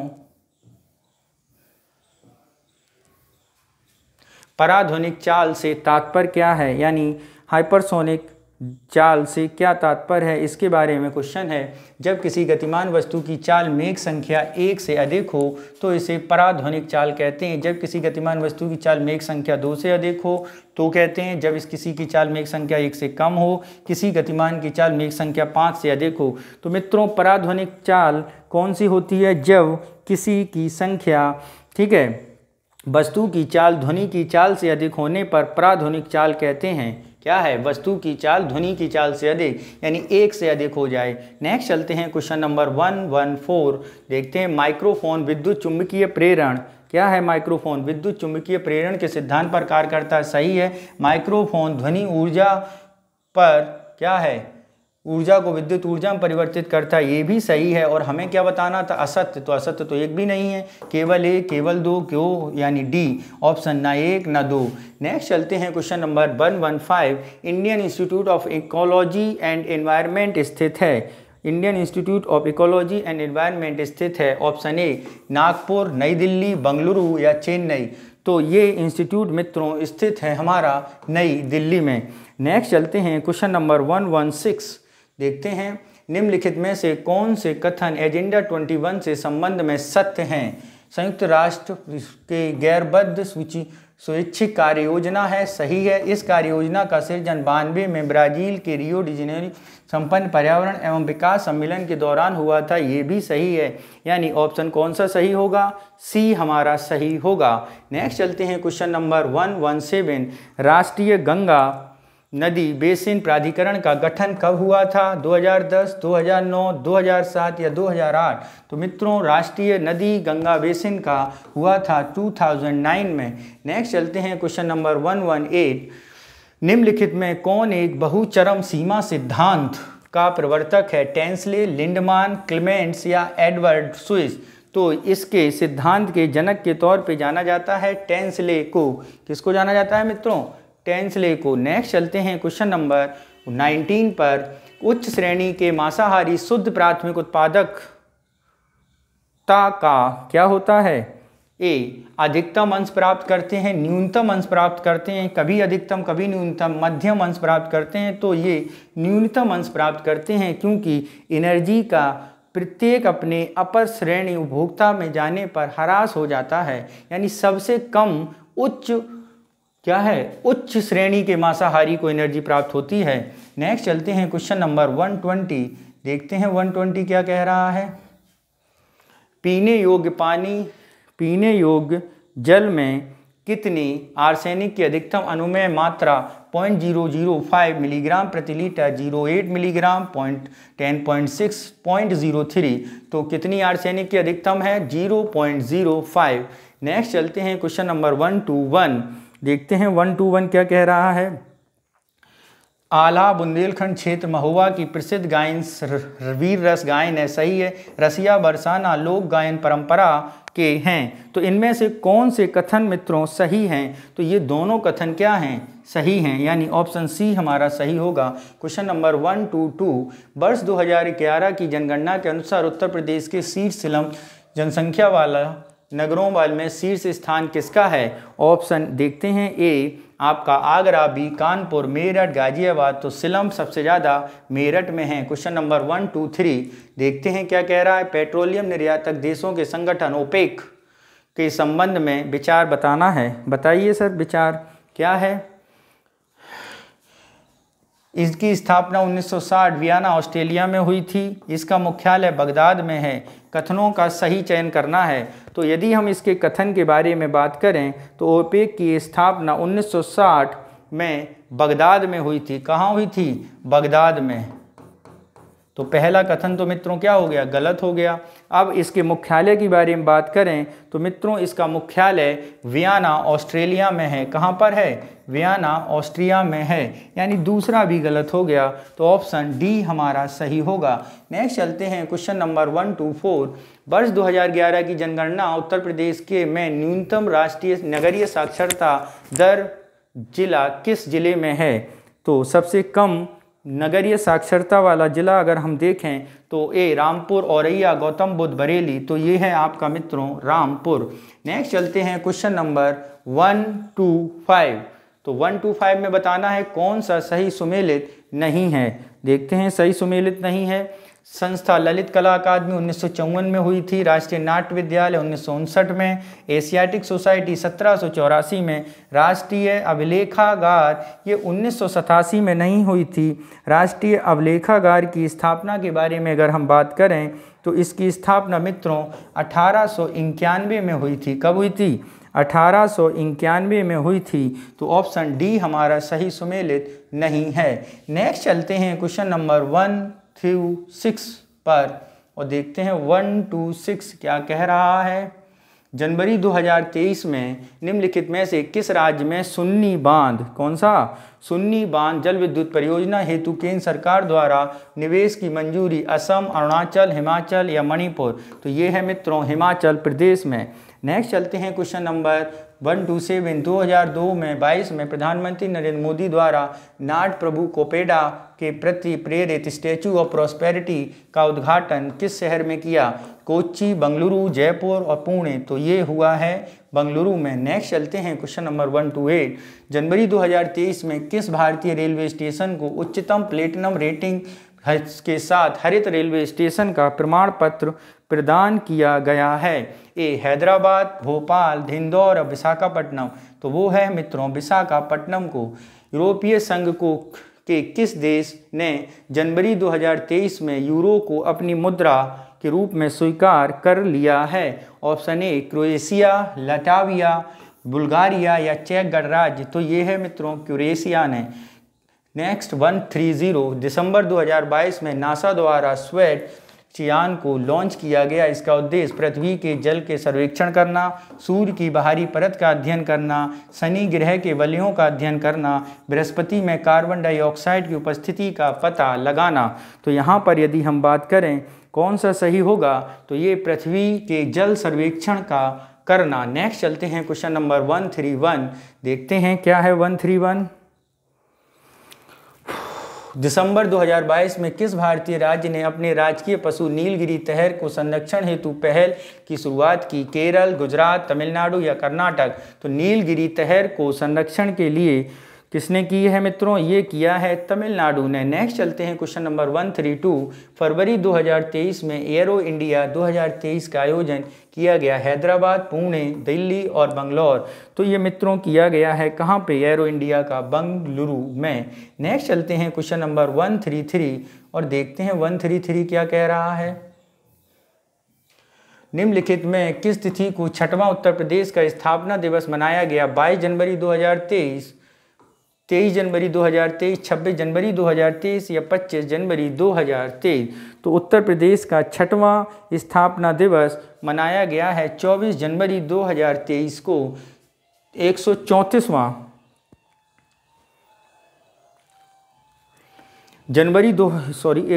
क्वेश्चन देखते हैं। जनवरी 2023 में भारत सरकार द्वारा निम्नलिखित में से किसकी अध्यक्षता में लद्दाख की संस्कृति, भाषा एवं रोजगार की रक्षा हेतु समिति का उद्घाटन किया गया? गठन नित्यानंद राय, सुलभ चक्रवर्ती, राम अवतार या राधा कृष्णन?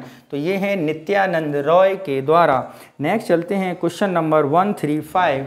नवंबर 2022 में 41वां अंतर्राष्ट्रीय पुस्तक मेला का आयोजन शारजहां, रोम, ब्यूनस आयर्स या लीमा? तो अंतर्राष्ट्रीय पुस्तक मेला शारजहां में लगा। नेक्स्ट चलते हैं question number 136। Niwano peace foundation द्वारा फरवरी 2023 किस भारतीय को 40वां निवानो शांति पुरस्कार प्रदान किए जाने की घोषणा की गई? कैलाश सत्यार्थी, नाजन साक्षी, अनिरुद्ध सूरी, राजगोपाल पीवी को? तो ये मित्रों की गई है राजगोपाल पीवी को। नेक्स्ट चलते हैं क्वेश्चन नंबर 137। अभ्यास टेस्टोलॉक डेस्टिलिक 2023 के संबंध में कथनों पर विचार करें। यह भारत तथा उज्बेकिस्तान की थल सेनाओं मध्य संयुक्त सैन्य परीक्षण अभ्यास है। फरवरी 2023 में इसका आयोजन जोरहाट, असम में किया गया। सत्य कथन बताइए। केवल एक, केवल दो, एक और दो, न एक न दो? तो मित्रों यहाँ पे जो सही होगा वो है हमारा केवल एक कथन सत्य है। भारत तथा उज्बेकिस्तान की थल सेनाओं संयुक्त सैन्य प्रशिक्षण अभ्यास कब किया गया? केवल एक है सही। इसका आयोजन जोरहाट, असम में नहीं, इसका आयोजन मित्रों किया गया है कहाँ पे? इसका आयोजन उत्तराखंड के पिथौरागढ़ में किया गया है। कहाँ पर? पिथौरागढ़ में। नेक्स्ट चलते हैं क्वेश्चन नंबर 138 और देखते हैं 138 क्या कह रहा है। अमृत पैक्स 2023 संबंधित है रेलवे, एयरोस्पोर्ट या डाक विभाग या सड़क? तो ये है आपका डाक विभाग से संबंधित। अमृत पैक्स 2023 डाक विभाग द्वारा आयोजित राष्ट्रीय डाक टिकट प्रदर्शनी है जिसका उद्घाटन अश्वनी वैष्णव द्वारा किया गया था। नेक्स्ट चलते हैं क्वेश्चन नंबर 139 और देखते हैं क्या कह रहा है 139।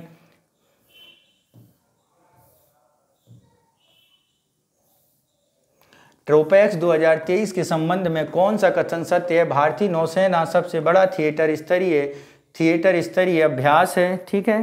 दूसरी बात करते हैं, ये भारतीय वायुसेना का सबसे बड़ा थिएटर स्तरीय सामरिक अभ्यास है, भारतीय थल सेना का सबसे बड़ा थिएटरी अभ्यास है या इनमें से कोई नहीं? तो ये भारतीय नौसेना का सबसे बड़ा थिएटर स्तरीय अभ्यास है।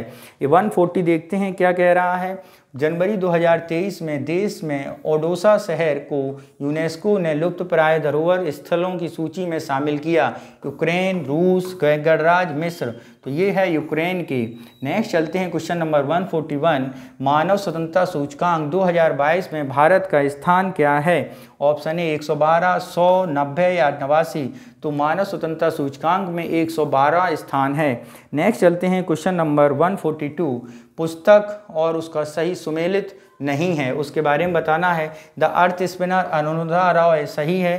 अंबेडकर ए लाइफ ये भी सही है। Shashi Tharoor 40 days, Chetan Bhagat your best day is today, Shantanu Gupta? तो ये मित्रों your best day is today ये किसकी पुस्तक है? ये अनुपम खेर की पुस्तक है। किसकी है मित्रों? अनुपम खेर की पुस्तक है। Your best day is today, यानी ऑप्शन डी हमारा सही होगा। नेक्स्ट चलते हैं क्वेश्चन नंबर 43 पर देखते हैं आईसीसी पुरुष T20 विश्व कप 2022 के संबंध में कथनों पर विचार करें।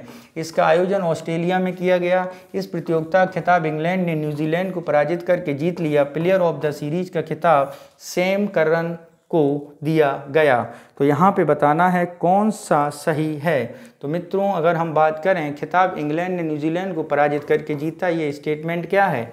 गलत है, क्योंकि यह खिताब पाकिस्तान को पराजित करके इंग्लैंड द्वारा जीता गया। इंग्लैंड ने किसे पराजित किया था?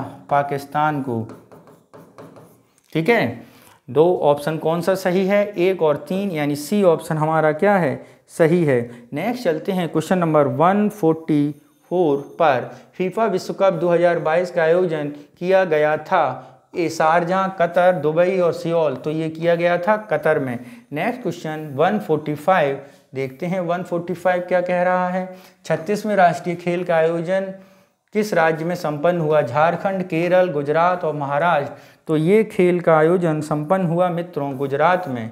कहाँ पे हुआ है? गुजरात में। नेक्स्ट चलते हैं 146।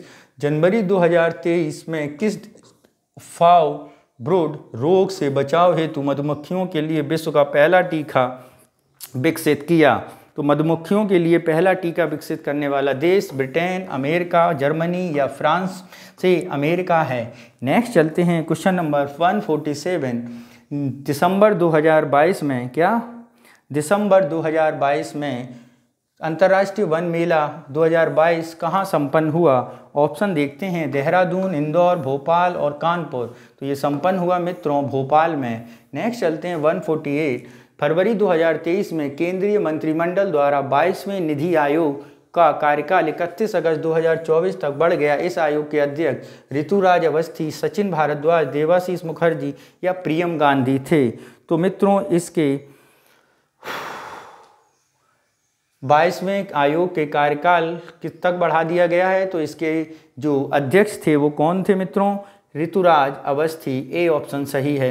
नेक्स्ट चलते हैं 149। फरवरी 2023 में निम्नलिखित में किसे अमेरिकी राष्ट्रपति जो बाइडेन द्वारा बैंक का अध्यक्ष नामित किया गया? ऑप्शन देखते हैं। ए अजय बंगा, बी रुचिर कंबोज, सौम्या स्वामीनाथन या सुष्मिता शुक्ला। तो ये हैं अजय बंगा को।